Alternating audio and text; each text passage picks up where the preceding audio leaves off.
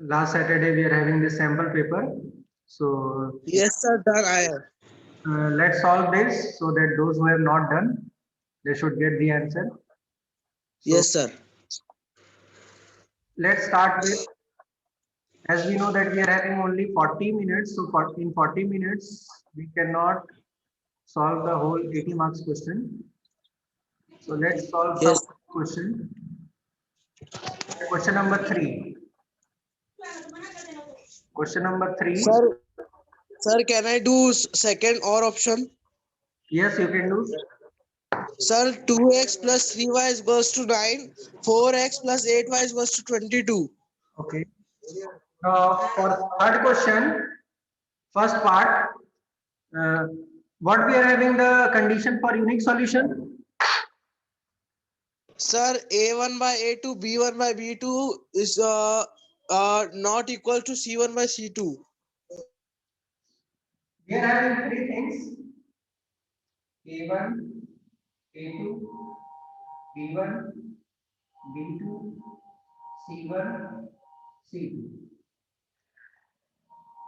First is equal, second is not equal. Then what happens? First two ratios or fractions are equal, but third is not equal. What It is unique. Unique. unique solution?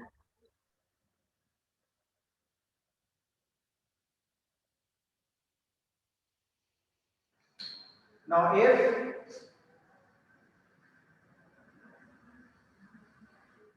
first two are only not equal, then No solution. Very good. वहां तो तीसरे में फिर जाने का जरूरत ही नहीं है. ठीक है, जब पहले ही नॉट इक्वल आ गया तो तीसरा जो फ्रैक्शन है उसको लिखने की जरूरत नहीं है. Next, a1 by a2 equals to b1 by b2 equals to c1 by c2. Parallel line and infinite solution. Okay. Sir unique solution तो आप गलत दिए हो. यूनिक सॉल्यूशन में क्या गलती है? सर a1 फिर not equal to b1 by b2 आएगा. ये वाला. Yes sir. फर्स्ट वाला. तो ये जो सेकंड वाला है वो यूनिक सॉल्यूशन का है. इसने बोला कि ये यूनिक सॉल्यूशन है. वो श्रेयांश चोपड़ा. क्या बोलेंगे फिर? उसको बोलेंगे हम लोग नो सॉल्यूशन रहेगा सर इसमें. तो ये जो सेकंड वाला है, मतलब फर्स्ट वाला नो सॉल्यूशन है, सेकंड वाला यूनिक सॉल्यूशन. थर्ड वाला Yes, इनफाइनाइट. पक्का सबको ही? Yes sir. चलो. Yes, sir. And you I. ठीक, अगर हम सिस्टमैटिक देखें तो एबीसीडी के हिसाब से या नॉर्मल, पहले अपने को कुछ ऐसा याद करना है जिसमें इसमें कंफ्यूजन ना हो. इसमें कंफ्यूजन ना हो, और कंफ्यूजन इसमें ऐसे नहीं होना चाहिए कि सबसे पहले तीन चीजें होती हैं. ठीक ना, ए बी सी तीनों का fraction a1 a2 b1 b2 c1 c2. ठीक, उसके बाद अब कंडीशन ये आया है कि कहाँ इक्वल टू लगाएं, कहाँ इक्वल टू नहीं लगाएं. तो एक ही बस ऐसा है जहां तीन फ्रैक्शन नहीं आते. ठीक है, अब तीन फ्रैक्शन नहीं आते हैं इसलिए इसका नाम यूनिक है. बाकी दो में तो आ रहे हैं क्योंकि जो अपने को गिवन कंडीशन दिया है उसमें ए भी है, बी भी है, सी भी है. ठीक ना, तो यूनिक मतलब क्या होता है? एकदम हटके सिंगल.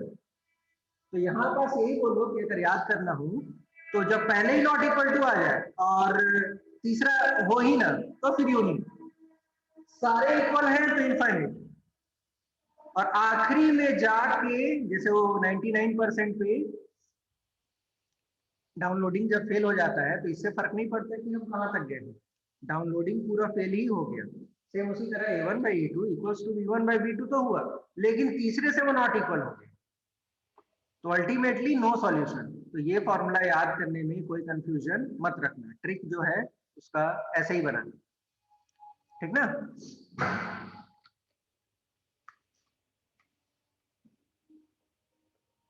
इसी का और वाला ऑप्शन जो है 2 पेंसिल 3 इरेजर और 4 पेंसिल 8 इरेजर, सिर्फ इसका एक इक्वेशन बना दो। क्वेश्चन जो दिया था 2 pencil plus 3 eraser equals to 9 rupees।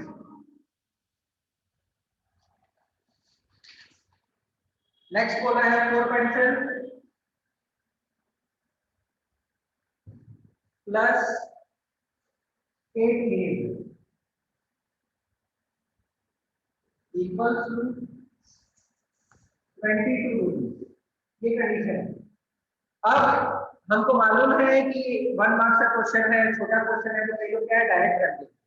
लेकिन जब वहां मार्किंग स्कीम बोर्ड जब प्रोवाइड करता है तो वो बताता है कि मार्क्स कैसे मिले। तो डायरेक्ट अगर हमने इक्वेशन लिख दिया तो हो सकता है वो पूरे मार्क्स ना आए। तो अपने को सिस्टमैटिक क्या लिखना पड़ेगा,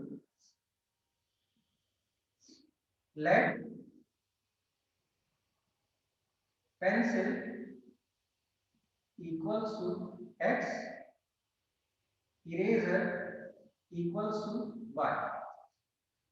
ठीक, उसके बाद कंप्यूटर में जैसे कोडिंग होती है, एक ब्रैकेट हम बनाते हैं, उस ब्रैकेट को क्लोज भी करना होता है, वैसे ही अगर हमने लेट लिखा है तो लेट के लिए देन आता है। इस स्टेटमेंट को क्लोज करने के लिए देन आता है। Then 2x plus 3y equals to 9 and 4x plus 8y equals to 20।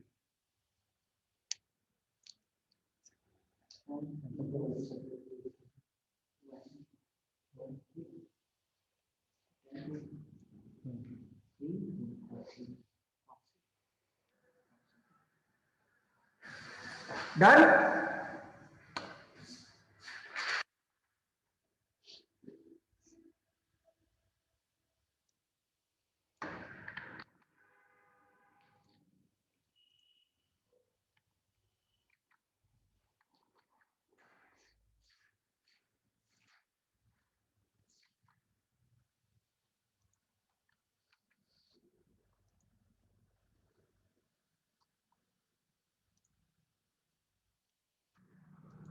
Question number 4,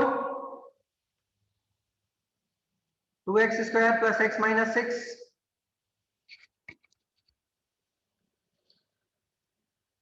question number 4 कौन बताएगा? Yes, sir.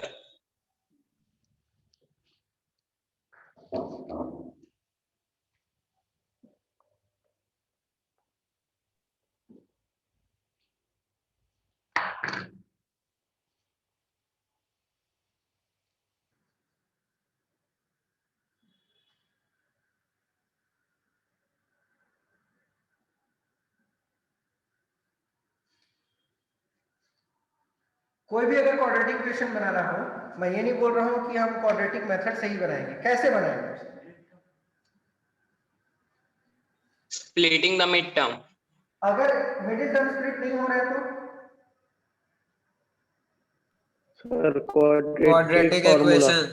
तो इसमें कितना टाइम हमारा वेस्ट होगा पता लगाने में? हम डिसाइड कैसे करेंगे? Sir, completing the क्या square है ना, method भी यूज कर सकते हैं। नहीं कर सकते ना अभी बोर्ड में। क्या ये कहना है 1 मार्क्स के लिए तो चलो ठीक है, 1 मार्क्स बहुत इजी होता है, इसीलिए वो स्प्लिटिंग द मिडिल टर्म। ठीक ना, एक मिनट।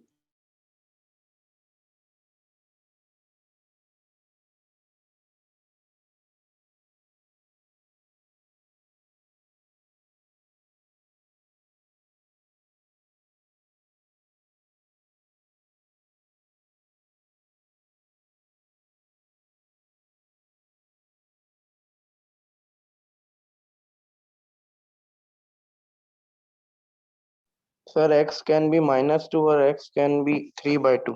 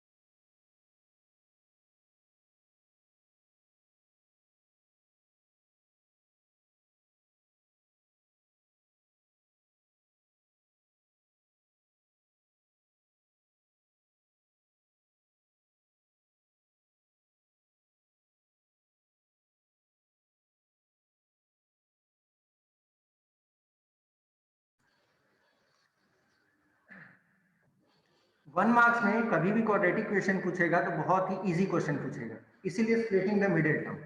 ठीक, अगर 3 मार्क्स 4 मार्क्स को हम देखेंगे जब हम रिवीजन करेंगे कि क्वाड्रेटिक क्वेश्चन जो है वो कितने मार्क्स का है, उसमें अगर फंसता है कि कितना अपने को बनाना है, ठीक ना, तो वहां पास तुरंत हम स्प्लिटिंग द मिडिल टर्म में या कोई भी क्वेश्चन सिंपल ऐसा देखो, तुरंत हम देखेंगे sum equals to 1 product equals to -12, इससे हम तुरंत पता लगाएंगे। अगर हमको कंफर्म हुआ कि 4 3 12 होता है और 4 - 3 1 हो जाता है, 4 - 3 और 4 × -3, ठीक है, तो ये पता लगाने में मुश्किल से हमारा 20 से 30 सेकंड लगेगा, हम तुरंत पता लगा लेंगे।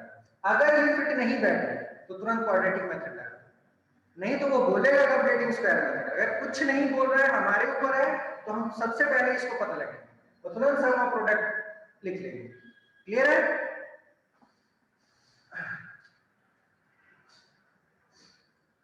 To x square plus 4x minus 3x minus 6 equals to 0, 2x common, x plus 2 minus 3 common, x plus 2, क्योंकि यहां हमने माइनस भी कॉमन ले लिया है इसलिए ये plus, equals to 0, x plus 2, 2x minus 3 equals to 0, x plus 2 equals to 0, 2x minus 3 equals to 0.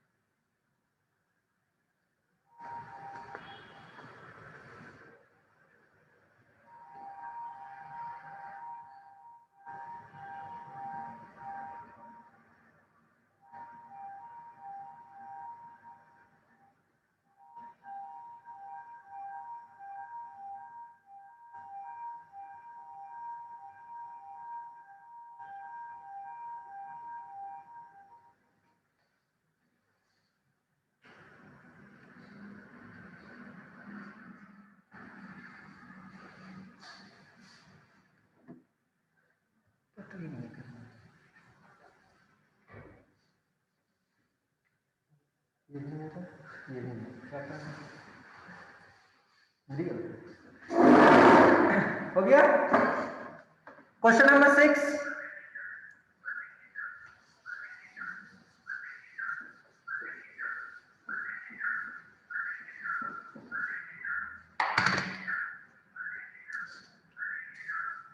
if sin A equals to 3/4,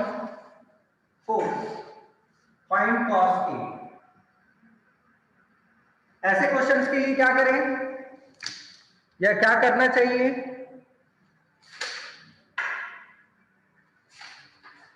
Pythagoras से करना चाहिए। पाइथागोरस से करना चाहिए। नहीं देखो, मैं आंसर नहीं पूछ रहा हूं, मैं ये पूछ रहा हूँ कि अगर ऐसा क्वेश्चन आया तो फिर हम बनाएंगे कैसे, स्टार्ट कैसे करें?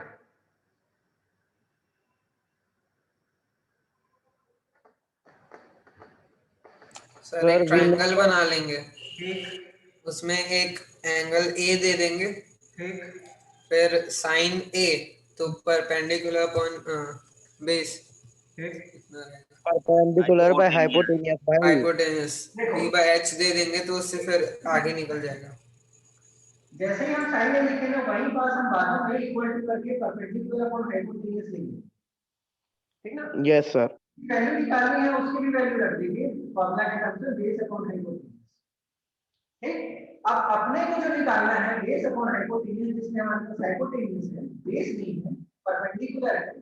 ठीक, तो ट्रायंगल में तो तीन ही चीजें होती हैं, एक हाइपोटेन्यूज होता है जो दिया हुआ है, परपेंडिकुलर होता है क्योंकि हमने थीटा इधर दिया है इसलिए परपेंडिकुलर है, या ए मान लो इसको, वो ज्यादा बेटर है।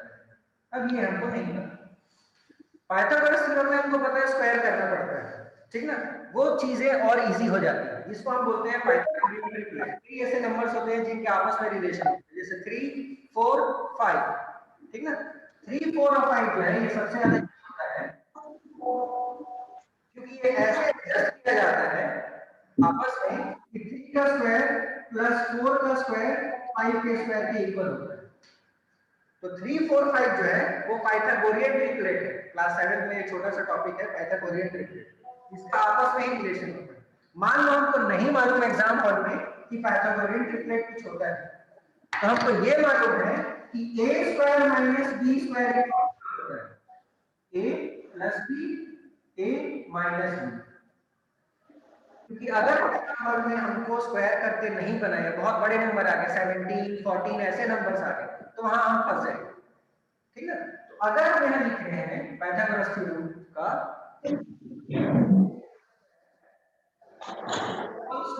परपेंडिकुलर स्क्वायर प्लस स्क्वायर, तो हम क्या करेंगे 4 का स्क्वायर 16 निकालेंगे। कौन सो रहा है हर्ष अपना, ठीक से बैठो।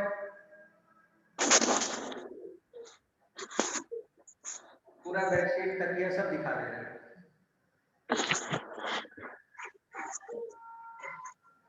ये जो है यहाँ हम 4 का स्क्वायर निकालेंगे, फिर 3 का स्क्वायर निकालेंगे, फिर इधर जाके शिफ्ट करेंगे, ऐसा नहीं करना है, हमको इस फॉर्मूले पे फोकस करना है।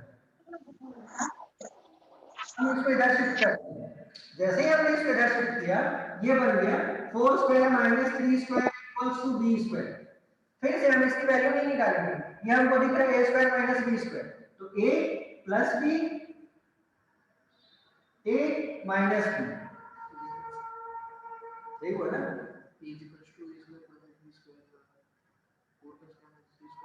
एक minute, hypotenuse of the file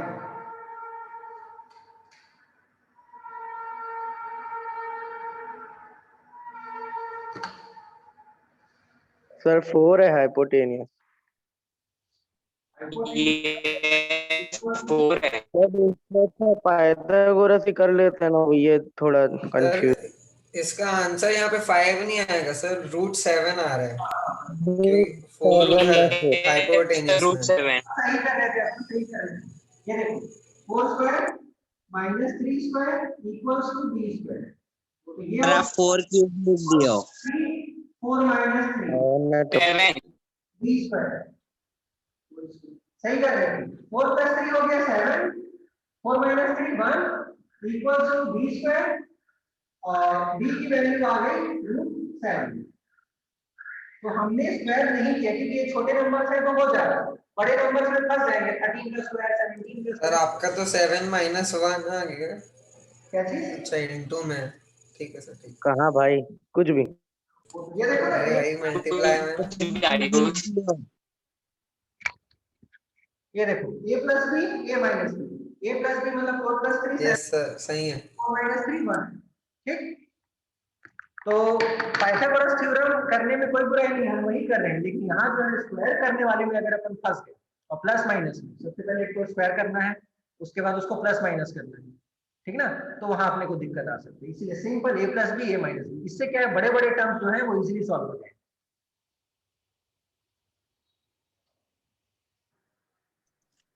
yes sir. Question number फिर 14, हाइपोटेनियस को फाइंड करना होगा तो question number 14 1 4 14,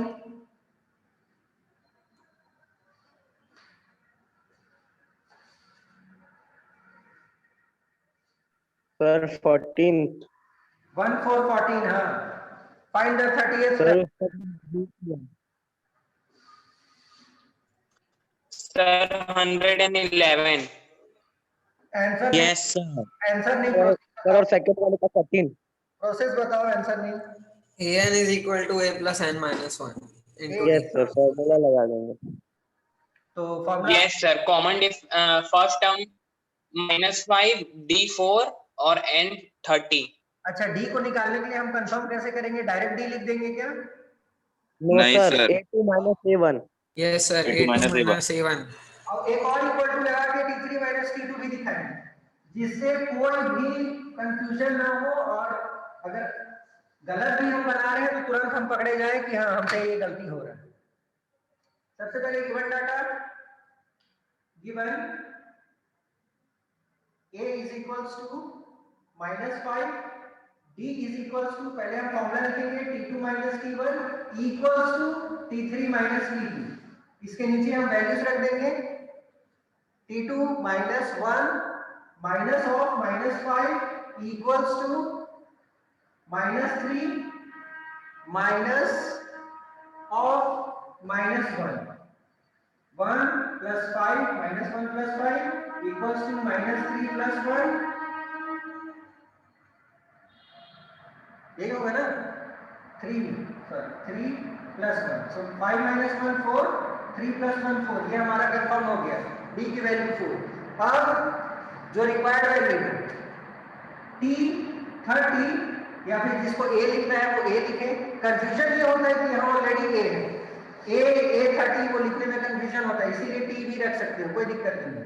t30 is equals to a plus 29d, या फिर 30 minus 1 लिखना है तो वो वैल्यूज रख दो, a minus 5 plus 29 into d, 29 4 the 80 और 36, 116 minus 5, यही आएगा ना। यस सर, और उसके बाद वाले, हाँ देखो अगर हम मल्टीप्लाई कर रहे हैं सीधा अच्छे फ्लो में हम कैलकुलेशन कर रहे हैं, उसके बाद यहाँ फंस मत जाना, सीधा 2 4 जा 8, 80 हो गया, 9 4 जा 36, 80 plus 30 plus 6। क्लास 10 में पहुंचने के बाद अगर हम यहाँ पास बाजू में ऐसे बना रहे हैं कि 29 into 4, 4 9 जा 36, फिर 3, ये सब कचरा नहीं करना है। इसका हैबिट बना लो, 2-3 दिन में हैबिट बन जाएगा कि जस्ट प्रीसीडिंग वाले नंबर से मल्टीप्लाई करते जाओ। 2 4 जा 8, ज्यादा हो तो ये लिख दो, कोई दिक्कत नहीं। 2 4 जा 8, 80 प्लस 9 4 जा 36 और ये -5 रहेंगे, तो अब ये 80 और 36 हो गया, 116 -5 और 1 एक लाइन एक्स्ट्रा लगेगा, 10 सेकंड एक्स्ट्रा लगेगा, लेकिन आंसर करेक्ट आएगा और साफ सुथरा कॉपी दिखेगा।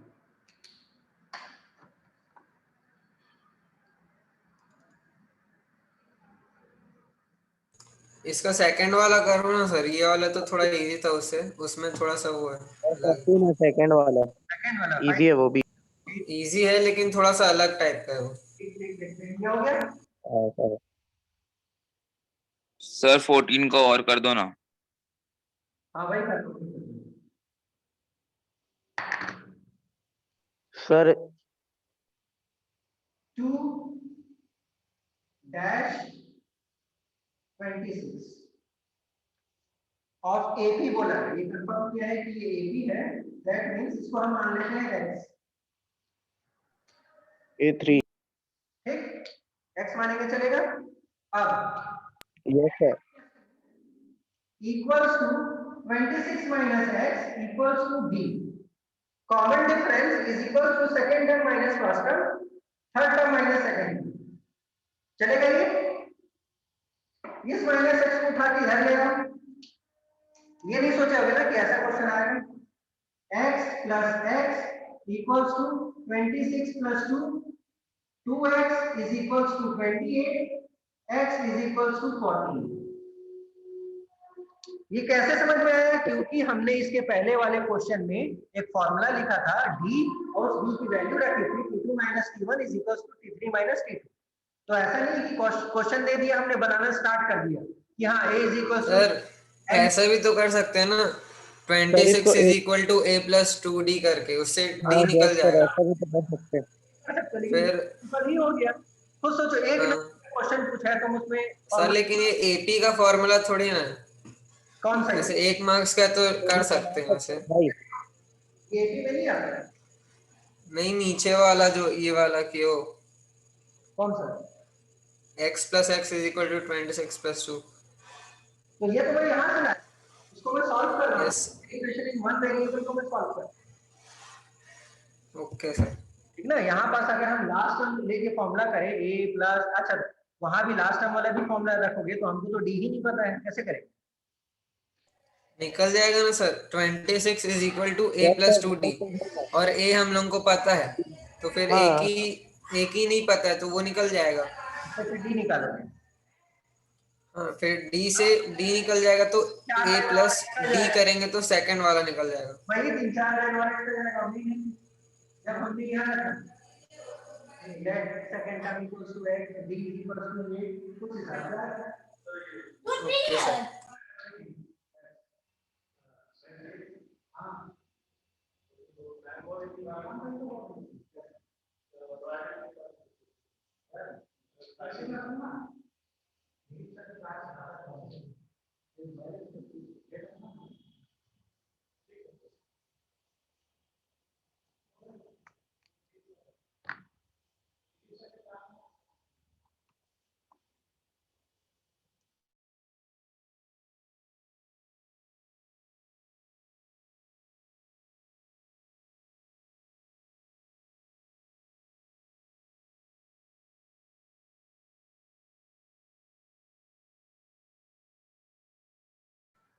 Next question.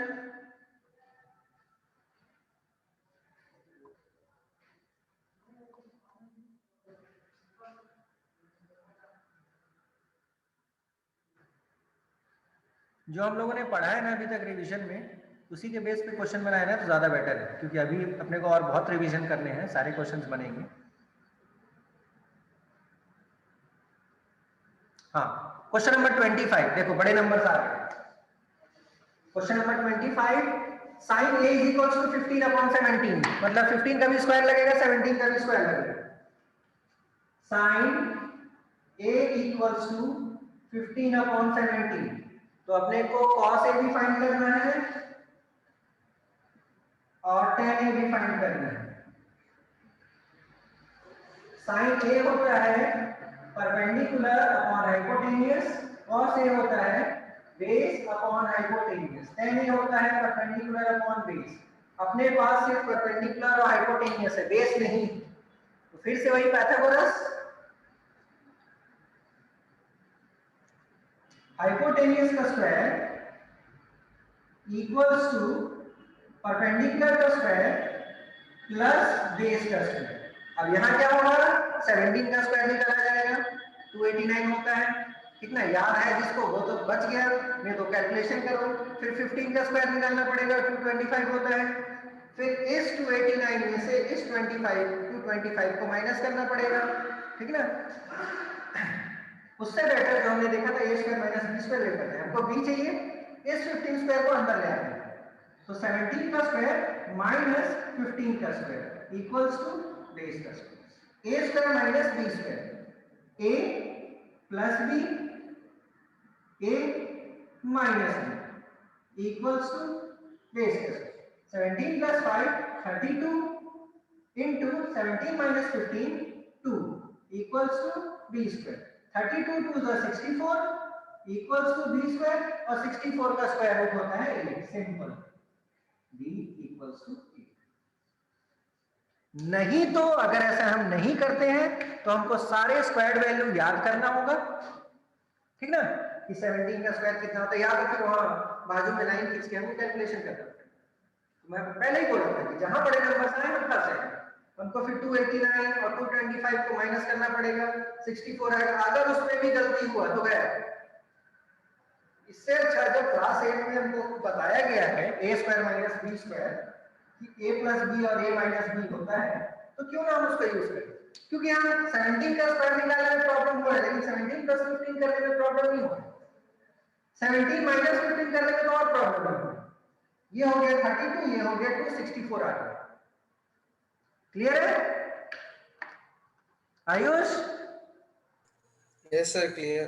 हाँ, जहां बड़े नंबर्स आएंगे हम फंस जाएंगे, इसलिए माइंडसेट हमको पहले करके जाना है कि अगर हम उसका ट्रिग्नोमेट्री का क्वेश्चन बना रहे हैं जिसमें पाइथागोरस यूज करना है, उसमें सबसे बेस्ट है a square minus b square का फॉर्मूला लगाना, या तो फिर पूरा याद करें।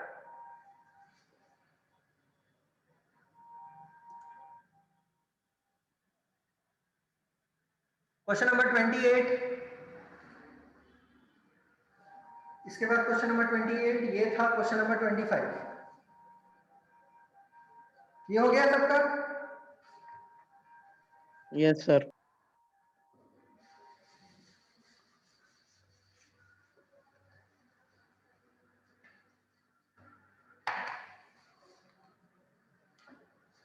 1/x -2 plus 2/x -1 equals to 6/x। यहाँ सबसे पहले तो उसने बस लिख दिया है सॉल्व फॉर x। अब हमारे पास दो चैप्टर का कंफ्यूजन है, क्या ये लीनियर इक्वेशन है, क्या ये क्वाड्रेटिक इक्वेशन है, ठीक ना। तो लीनियर इक्वेशन होने के लिए एक और वेरिएबल होना चाहिए, नहीं। एक और इक्वेशन होना चाहिए, नहीं। दैट मींस ये क्वाड्रेटिक का क्वेश्चन, ठीक ना। एपी का तो लग ही नहीं रहा क्योंकि इसमें टर्म्स है नहीं। अब हम स्टार्ट करते हैं सबसे पहले फैक्टराइजेशन। 1 × x - 1। फैक्टराइजेशन करते समय एक चीज का ध्यान देंगे, हम ब्रैकेट का यूज ज्यादा करेंगे। अगर ब्रैकेट का यूज हम ज्यादा किए तो कैलकुलेशन हमारा कम होगा या करेक्शन हमारे उतने ज्यादा नहीं होंगे। 1 × x - 1 ब्रैकेट में x - 1 प्लस 2 ब्रैकेट में x - 2 इक्वल्स टू 6/x। ठीक, पहले हम सॉल्व करेंगे बॉर्डर्स के बेसिस पे। x - 1 plus 2 × x 2x 2 × -2 -4 equals to 6/x। अभी हम क्रॉस मल्टीप्लाई नहीं करेंगे, पहले इसको सॉल्व कर लेते हैं। x plus 2x 3x। एक चीज का और ध्यान, एक लाइन में 2 इक्वल टू नहीं रहेगा, इसको हम देन इंप्लाइज दैट देंगे। अगर एक लाइन में ये ऐसा 2 इक्वल टू दिखा तो कुछ समझ में नहीं आएगा, वो हाफ मार्क्स काट सकता है, उसके पास चांस है काटने का। x प्लस 2x 3x हो गया, -1 -4 -5 हो गया इक्वल्स टू 6/x। अब ये आगे जो है लेफ्ट साइड इसका ये सॉल्व नहीं हो सकता, इसीलिए अब हम क्रॉस मल्टीप्लाई करेंगे। वैसे भी क्वाड्रेटिक में हमको स्क्वायर चाहिए। 3x² - 5x equals to 6। इसको हमने ब्रैकेट में किया, तुरंत हम नीचे सम और प्रोडक्ट लिख लेंगे। सम इक्वल्स टू -5, इसको अंदर लाके माइनस करके इक्वल्स टू 0 कर दो। प्रोडक्ट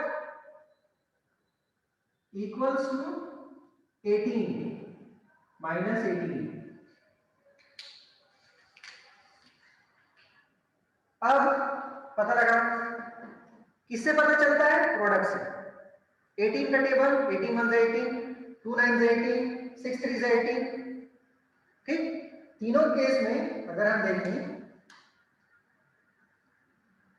18 1 से 18 5 नहीं आ रहा है, 2 9 से 18 5 नहीं आ रहा है, 3 6 से 18 5 नहीं आ रहा है।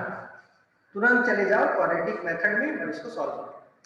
वहां हम रिस्क नहीं लेंगे कि इसको ऐसे सॉल्व कर लेते हैं, नहीं, ठीक ना। नहीं बन रहा है, हमको ये प्रोडक्ट ने बता दिया कि जो प्रोडक्ट था हमारा 3 6 से 18 था, वो 3 6 से 18 से, और सम जो था बीच का वो -5 था, उससे हमने पता लगा लिया कि 5 और 18 का पेयर नहीं बन रहा है, जो भी ये नंबर्स नहीं आ रहे हैं, तुरंत हम क्वाड्रेटिक मेथड में चले जाएंगे। क्योंकि फिर अगर रिस्क लिए तो आंसर तो आने से रहा या फिर बहुत कॉम्प्लिकेटेड आएगा। उससे बेटर है कि हम इतने लाइन के बाद अपना टाइम भी बचा लें और कैलकुलेशन भी इजी कर लें।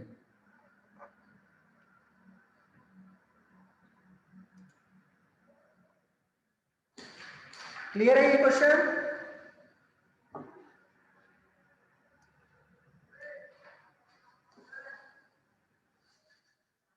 क्लियर है? Yes sir. चलो इसके बाद वाला सर, और के पार्ट वाला भी बताओ ना इसका। वही को बता रहा हूँ। बाद मतलब क्या होगा?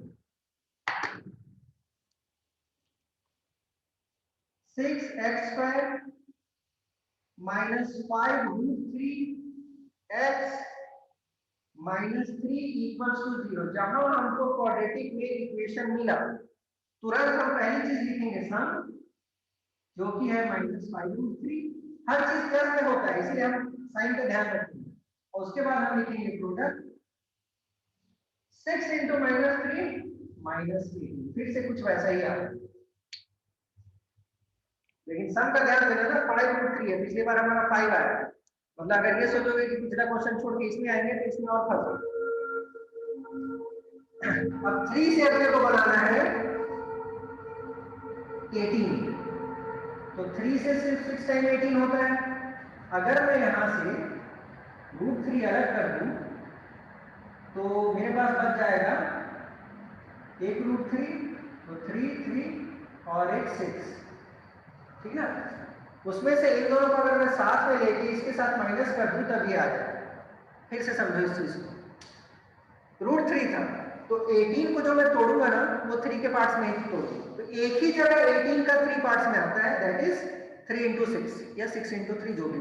अब रूट 3 मेरे को चाहिए, तो इस 3 को मैंने 2 रूट 3 में तोड़ा, 2 रूट 3 और एक 6। रूट 3 into रूट 3 3 हो गया और 3 6 है 18 हो गया मेरा बैठ, ठीक ना।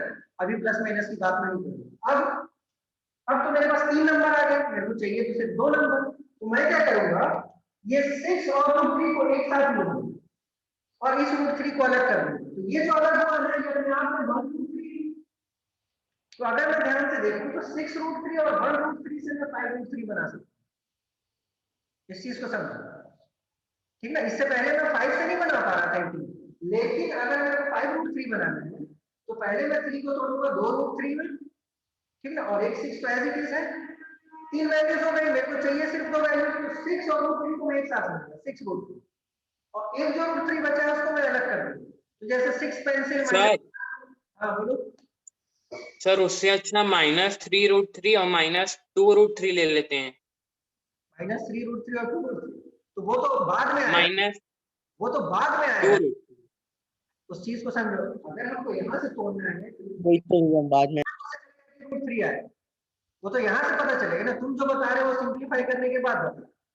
अब हम यहाँ रखेंगे जो हमको नंबर मिला है, दैट इज 6 रूट 3 और -1 रूट 3। ये है वो दो नंबर्स, इससे या सॉरी -6 प्लस 1, -6 और +1 -5 हो जाएगा, और ये दोनों मल्टीप्लाई होकर -18 भी हो जाएगा। अब हम इसको रखेंगे मिडिल टर्म्स को लिखेंगे 6x² -6 root 3 x minus root 3 x minus 3 equals to 0। दोनों में से क्या कॉमन है, 6x, बचा क्या, x minus root 3, bracket close. इन दोनों में क्या कॉमन है, एक रूट में है दूसरा प्योर है, तो रूट 3 ले लो, बचा क्या, x minus root 3 equals to 0। Answer क्या आया, 6x माइनस रूट 3 और दूसरा ब्रैकेट x माइनस रूट 3। तो एक वैल्यू आ गई रूट 3, दूसरी वैल्यू आ गई रूट 3 अपॉन 6। तुम क्या बोल रहे थे, 2 रूट 3 और 3